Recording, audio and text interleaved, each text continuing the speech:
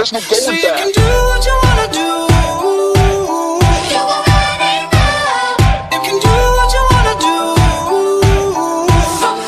So now let's look at a tube of paint. Now what I've got in front of me is a Winsor & Newton Winton titanium white.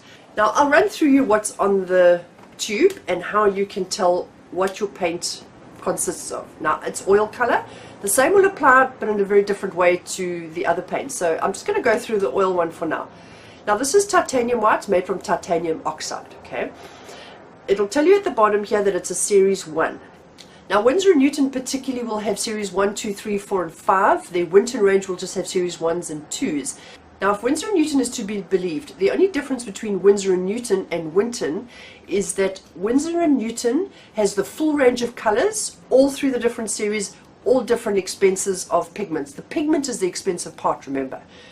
But the Winton range of colors, they've reduced the range of colors to include only the cheaper pigments. They can therefore sell the paints a little bit cheaper, because, well, quite a lot cheaper, because they don't include some of the more expensive pigments in that particular range. Now the nice thing about the Winton range is it does include all the colors that you need. Whatever color is not available in the Winton range can be made. So it's a good idea to know how to mix colors so that you can buy the less expensive range and mix the colors that you need. It's not a good idea to buy a tube of paint for every single color that you need. As artists, we need to learn to mix the colors that we need. I have a very limited palette. Your series 1 is the expense level of the pigment that's in this particular tube of paint. Then if you have a look at the back, your tube of paint is going to tell you what your permanence is. Now permanence is rated AA for the most permanent, and then A, B and C for going down the scale. Now permanence is a good thing to know for the longevity of your paintings. Some pigments have better longevity than others, so if you're using a pigment that has a low expectation of longevity like a C pigment, then you're going to have to give it a really good treatment, treat it carefully to make sure that it has longevity, and that's where your fat over lean rules come in that particularly well. Alright, the next thing that your tube of paint will tell you is the carrier or the vehicle oil. Now most oil paints, like I was saying earlier on, most oil paints are mixed with safflower oil and linseed oil, one or the other or a combination of both. Acrylics are mixed with a synthetic polymer emulsion which dries to a plastic finish, and once it's dry the paint is really stable. So as a dry painting it's going to be pretty much as permanent and as stable as what oil paints are going to be. The major difference between oil and acrylic is the polymer that is used to create an acrylic paint. It's quite a milky, murky polymer. So when you mix the pigments with it, the pigments appear to be slightly lighter than what they're going to appear when they dry. So you might find that as your acrylic painting dries, it gets slightly darker. So you almost want to mix your painting just a tad lighter than what you want the final outcome to be. So it's a little bit more difficult, as opposed to oils where the color that you see is the color that you're going to get when it's dry. There's very little difference in the wet paint versus the dry paint when it comes to oils. You do, however, get some pigments that light will affect the color. Some pigments in daylight will fade, but then when they come back in, or when the sun sets, or when they come back into artificial lighting, the colors pick up again. They have a variance. Now that variance is also indicated on the tube of paint. On your tube of paint you have a light fastness rating. It'll be 1 to 6, but it's I, a little bit, all the rest of it. So it'll be 1 to 6. Now that is not the range of light fastness. It's not like I is the most light fast and 6 is the least light. That's not it at all. What it will tell you is the conditions under which that pigment has a particular quality of light fastness. I, for example, or 1 is that it may fade if it is used in thin washes. So if you're going to thin down that particular pigment, you might find it fading. I, or 2, is that it cannot withstand dampness. So if that painting is going to be subjected to dampness, or it's going to be in humid environments, it might fade over time. 3 means that it's easily bleached by acids. So if it's going to be in an acidic environment, it's going to be affected. 4 means that it's a fluctuating color. In other words, if it goes outdoors and it is in the sun, it's going to fade, but when it comes back inside, when it's back under artificial lighting or back in the dark, the colors will pick up again. 5 should not be prepared with pale tints. The more white you add to it and the more you tint it, the more you're going to affect it. It's not going to last for very long. Over time, they will eventually fade altogether.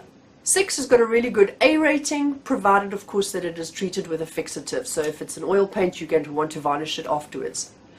Pigments also dry at different times. You might find that you can put down something like ultramarine and titanium white on your canvas at the same time, but when you come back and check, your ultramarine is completely dry, but your white is still, especially if you try and varnish it or oil it out afterwards, you might find that your titanium white dissolves a little bit, because titanium white takes a lot longer to dry.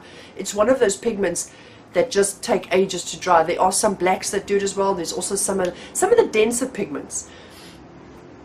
Pigments on a particle level. Some are jagged, some are round, some refract light, some absorb light. So your pigments behave differently as well in terms of the light refraction. Now, how does that affect your painting? Well, have you ever painted that you can see almost dull patches on your painting?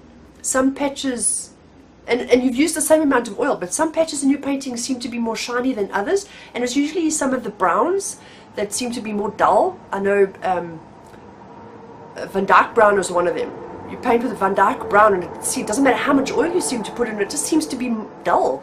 Now that's for one of two reasons. Number one, the particle of Van Dyke brown is a jagged particle, so it's going to refract the light. It's not going to shine in a nice even light, so reflection is not very high. There's a lot of refraction, so it appears to be more dull than another color would, like alizarin crimson, for example, that has a lot of reflection off of it rather than refraction, so it's going to appear more shiny.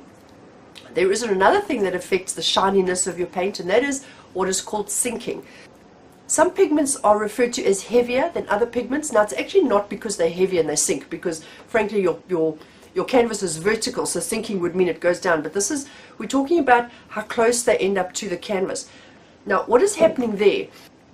Now, you'd mix your paint with oil, or even if you're using it straight out of the tube, it's already mixed with oil.